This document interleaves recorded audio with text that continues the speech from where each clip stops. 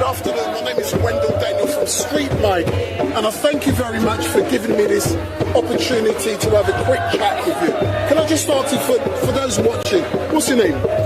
My name is Belle Ribeiro-Addy. I'm the Member of Parliament for Streatham. So tell me, I believe the incident involving Chris happened in your constituency. Yes, it did. And Chris is someone who grew up in my area. So did you know Chris yourself personally? No, I didn't, but I know a lot of people who did know him. Yeah. So after the incident, what has it been? How has this incident affected your constituents and people from the local community? Well, I think definitely amongst the young black men, a lot of whom know Chris quite well. There's been a lot of trauma. I think what people don't understand is when something like this happens, especially when it's something that happens recurrently to the black community, they'll think it could have been me. Their family thinks it could have been my family members. So people need to understand that it creates a collective kind of trauma. And obviously everyone's quite shocked to see a man killed in this way. And in your opinion, will these people in this building behind us, the new commissioner, the police, the Home Secretary, and those accountable, are they listening to what is happening on the streets of London today?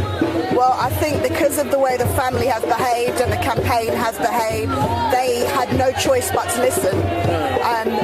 There are many people that would have seen these incidents gone by in the past, and they've never, in my experience, acted so quickly to put certain things right. And whilst it may be too slow for those family members that want justice, they need to realise that in terms of progress, and it's because of the dignified way in which the family have conducted themselves. And I think that's so important. One thing I'm really surprised is I've been doing this for years, and I see how long it takes, but I'm really shocked how quickly it has all come together within the space of 8-9 days. Second meeting, I was at just down by Westminster Square last week when the first protest. I saw the grief, but I'm really amazed of how quickly people are coming together. But is that down to social media and how quickly we can get information out there to mobilise people? I think so. Social media has made a massive difference to definitely what would have happened in the past. But also, I think those campaigners, those key people that are surrounded by it, even us politicians, we've learnt lessons from what's happened. So the authorities need to start learning lessons from what's happened. So final question, as an MP, what can you be doing in that house to actually make sure that issues here are raised over there so the people in power are listening? Well, speaking up about them as much as possible, in the mainstream media.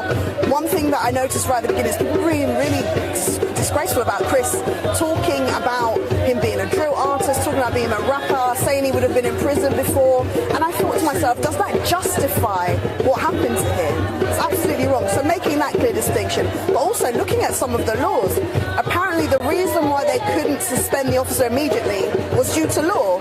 I'm a lawmaker, and that's something that I'd like to change, because in no other profession where what you've done has led to the death of someone, would you be allowed to keep working?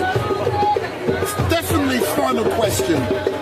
You don't have to answer it. We've got a new king, we've got a new leader over here, and we've got a new prime minister. Just imagine all three are watching Street Light today.